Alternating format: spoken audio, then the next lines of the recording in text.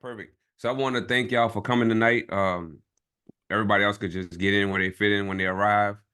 But if you have questions, I've minimized everything so I can't see any of you, or I can't monitor the chat either.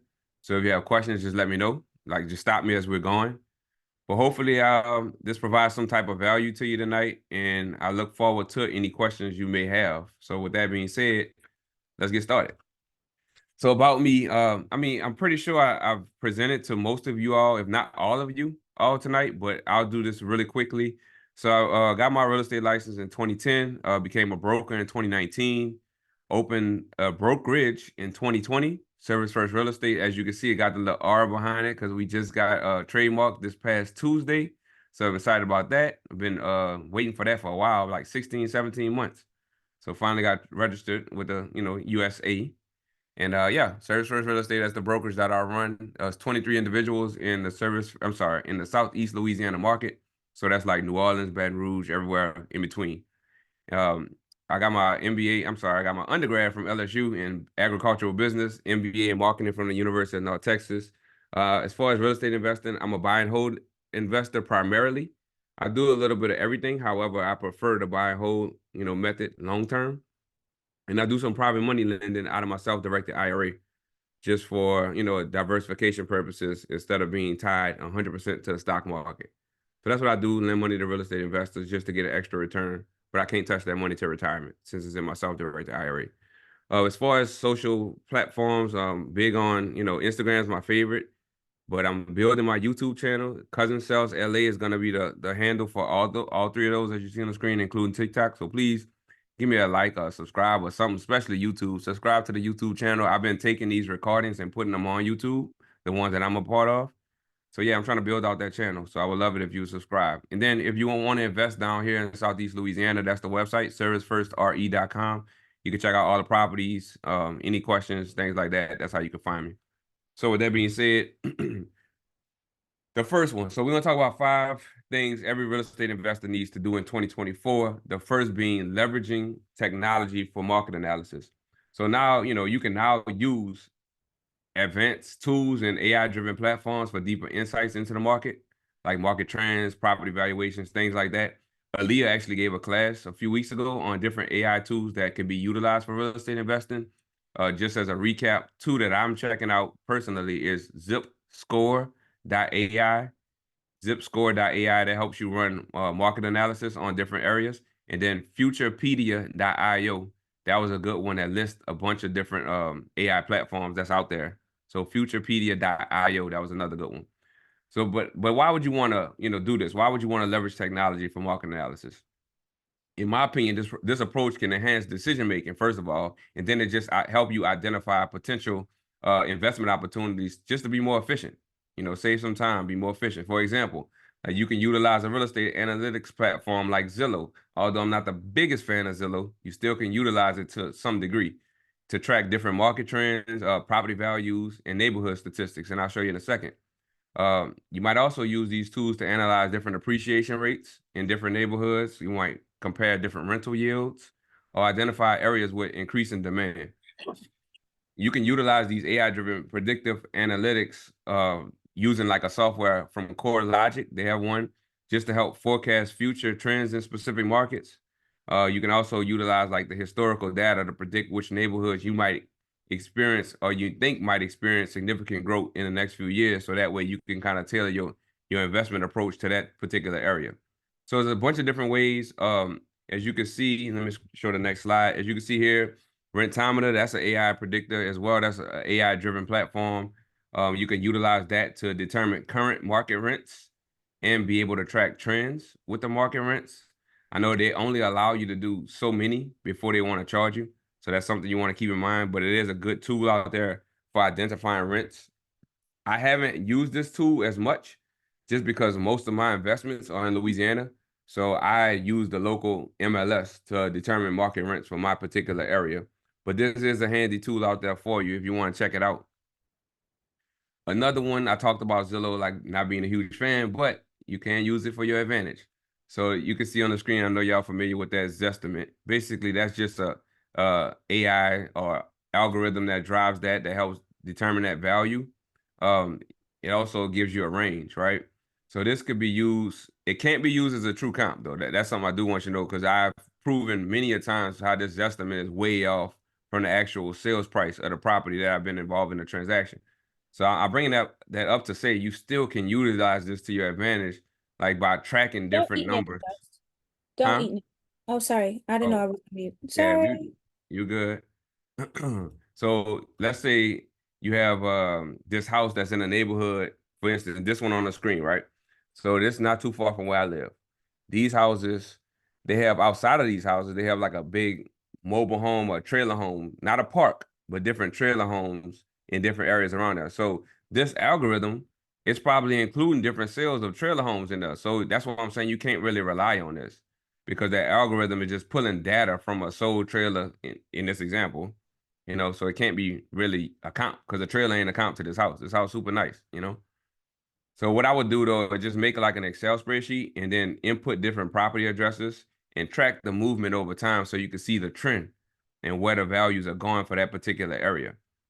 But like I said, you can't you need to run actual comps if you want to get, hone in and get more specifics on the actual value. But this does serve its purpose and as a tool. This one right here, so this is a tool that I use. All realtors actually have access to this tool. I use it at a very high level. It's called NAR, so National Association of Realtors, Realtor Property Resource, and we all have access to it. Basically, when I'm on the phone with a seller, for instance, and we talking about the property for the first time, I pull up the address in the system. And what's cool about this, why I like it is, first of all, it captures all the on-market properties that sold. So anything that was in the MLS, that's what I consider on-market. It captures that data, but it also captures off-market data. So when you see on here, it gives you RVM. I forgot what that stands for, but it's like I forgot what it stands for. Some kind of valuation method. So this data right here is taking in consideration the on-market and off-market sold properties in the area. And then what I actually like about it even more is it'll give you a confidence level. In my experience, when I see 5 out of 5, that means this number is going to be real close to actual value. Real close. Just in my experience, when it's 5 out of 5. But like I said, it's just another piece of technology that you could utilize to kind of get some data, for values in any particular area. The cool thing about this, I could do this anywhere. Like I pulled up my property, a house I sold in Dallas, Texas, and I was disappointed. I sold it 8 years ago, and that thing is worth 200 more thousand than what I sold it for, and I sold it for a good profit. So I'm just like, damn, what if I could have held that a little while longer? But you never know. So, but it's pretty cool tool. Next Tony, number two what's the name of that platform you just mentioned just now? is NARRPR, so National Association of Realtors, Realtor Property Resource. Thank you. That it does way more than what I just told you. It gives you all the deed history, the mortgage history. It gives you it gives you a lot of data. So it's pretty cool the tool. Number two, so you want to stay informed on regulatory changes. What I'm saying here is you want to stay abreast of like new real estate regulations and tax laws, especially those specific to the areas where you invest. Changes in the legislation can significantly impact investment strategies and profitability. Anybody aware of the newly proposed tax relief for American Families and Workers Act of 2024? Y'all been following that? Anybody? All right, so that's what I mean. You want to be aware. You want to kind of stay on with this kind of stuff. It's fairly new. I mean, we're only 30 days in a year. It's called the Tax Relief for American Families and Workers Act of 2024. I know that's a lot, but essentially, I'm just going to give you two things out of it. So one thing is going to increase the child tax credit that's currently $2,000 per child to Okay. keep up with inflation. That's one thing that's in the bill. The other thing is it's going to retroactively extend 100% bonus depreciation to 2023. As y'all know it now, as it now stands, it's 80% for 2023, 60% for 2024. So this bill is going to retroactively extend 100% bonus depreciation for 2023. This could be massive tax savings to some, not all. But that's just some of the things that you want to pay attention to. There's some other things in that bill too, but they just one of those committees, the something and means committee, I forgot what it's called. They just passed it, and now it's supposed to be voted on by the House this week. So that's something you want to pay attention to. Anything that could affect your pockets, you kind of want to keep an eye on. For example, let's suppose that maybe your state introduces some new property tax regulation affecting your rental property. You know, that's something you want to know. As an investor, you need to understand how those changes can impact your cash flow and your property valuations. Staying informed, what I mean by that is like that could involve subscribing to local real estate and or CPA newsletters. I'm on a few of those just because I like to know. I like to know what's going on.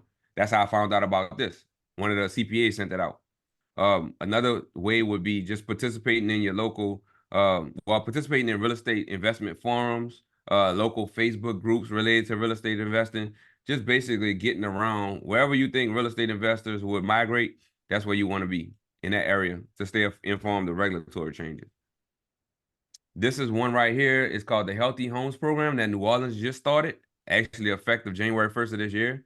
As you can see here, it requires owners of rental properties to register for an annual Healthy Home Certificate of Compliance. So anytime like the government gets involved in New Orleans, I give them the side eye because I don't trust them. They just corrupt, honestly. So although this sounds like a good program, I don't know. I don't know. I don't know how I feel about this one. It says it's gonna affect the people with 50 plus dwellings, 50 or more dwellings. Now they have until now to February 15th to go ahead and register. Anybody with 1 to 3, they have until next year. I have until July 1st of 2024 to August 15th. So essentially what it's saying is there's no fees right now for timely registration. So if you don't meet any of this stuff here, then you're gonna have to pay fees. It's just another money grab, in my opinion. I hope they do right by the program, but I got, like I said, I got a side eye. Basically, what I'm saying here is just you want to keep up with regarding to regulatory changes in the areas you invest in or considering investing in. Just think about the people that bought houses, like multiple short-term rental properties in Atlanta, only for the government to change course and say, no, you can only have 2 short-term rental permits at a time. So now these investors with more than 2 had to pivot, right? So you just want to kind of stay abreast and know what's going on in a particular area you're investing in. I can only imagine the people who's gone in there spending all kind of money buying multiple properties. And once that law, that changed, they had to switch it up. It's probably had to sell because it probably, normally when you running numbers, hopefully they ran numbers from the long-term perspective and not the short-term. Because if they had to switch, I'm sure those numbers didn't pencil out when you had to do a long-term strategy instead of short-term. So something to consider. All right, number 3, you want to consider diversifying your investments across various types of properties and location. This strategy, it can include exploring opportunities in emerging markets or different property sectors like multifamily properties, commercial spaces, or even short-term rentals, as we talked about. For example, let's say you bought multiple condos in one particular building, and then something happens. So what it could be weather related, dues can significantly increase, your HOA fees, things like that. Well, now it's gonna hurt your returns. So that's why you want to consider diversifying. Let's say you purchased a portfolio of properties in one city, right? And then something adverse happens to the city. It could be, regulatory related, or it could be like a major employer going out of business. Now you're screwed, and you'll be forced to pivot like the people in Atlanta did with the short-term rental portfolio. So what I'm saying is basically you want to try to get into multiple markets. I'm not saying multiple states because most of my stuff is in Louisiana, but I'm in multiple markets in Louisiana. I'm not all in one, confined area. So I won't be affected by an employer going out of business or some kind of city ordinance or something like that. I won't be affected. All right. Number 4, sustainable and green investments. All right. So you want to focus on properties that offer or can be upgraded to energy efficient and environmentally friendly features. Why would you want to do this? Not only does it appeal to a growing segment of environmentally conscious renters and buyers, but it could also lead to long-term cost savings and incentives. Remember what it was, 2 weeks ago? We talked about cost segregation study during that presentation, and there are tax savings out there for investing in energy efficient homes. For example, investing in a property and upgrading it with solar panels and energy efficient appliances. I think the guy said it had to be Mitchell. He said it had to be star rated, that sticker that's on the appliance. This not only it reduces the property's carbon footprint, but it can also be attractive to tenants who value sustainability, potentially allowing for higher rents. You could also retrofit older properties with smart home technology like energy efficient heating and cooling systems, which can increase property values and appeal to a different renter segment. So that was number 4. All right. So last one. Number 5. So you want to strengthen your online presence, particularly on platforms catering to real estate professionals and investors. We all know about Bigger Pockets. That's like the holy grail of real estate investor. That's probably where a lot of us got started. They definitely want to get on there. Join for free. You don't have to do the paid membership. Get on for free and get in the forums. Facebook investor groups. I'm in a bunch of different Facebook investor groups specific to Louisiana, but in general, just you want to join ones that have investors in it. Y'all can share knowledge, network with other individuals, and then local RIAs. We have just in the Baton Rouge area alone, they have 3 different local RIAs, real estate investor associations, that meet monthly.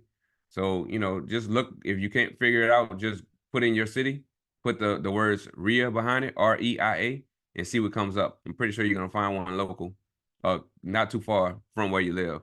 Networking both online and in person, it can open you up to new opportunities and partnerships. You never know what you may learn or where your next partner will come from. Personally, I feel like we have this platform, right? I looked before the call started. In the group, in the Telegram group, we have 674 members. 674 people in the group. And we're not fully leveraging it to its full potential. Like, not everybody joins the calls. The calls are free. Maybe that's why they're not joining the calls. I don't know. But you should be out there networking and leveraging others. Like, we have all those people in the group. We have a bunch of people from, really experienced to people who just starting out. Leverage these people. Ask questions. Like, try to, it's hard to take people out to lunch because we all over the US, even in London. But you can ask questions, get to know people, maybe meet on Zoom, whatever, just network. You never know who your next business partner is going to be or where they're going to come from. Like, for instance, as an example with enhancing your online presence and networking. As a real estate professional, I may enhance my online presence by regularly posting market insights on LinkedIn, or participating in real estate investment forums, or just adding to my YouTube channel, offering advice on real estate investing. You never know who's going to find it. Speaking of my YouTube channel, please subscribe. Cousin Sales LA. I'm posting all the stuff on there. So I'm going to continue. I got like 100 and some videos on there now. I'm going to continue to populate that. So do whatever it is, just do what works best for you, honestly. But stop being shy and just get out there and be visible, honestly. All right. So I went through all 5. But wait, there's more.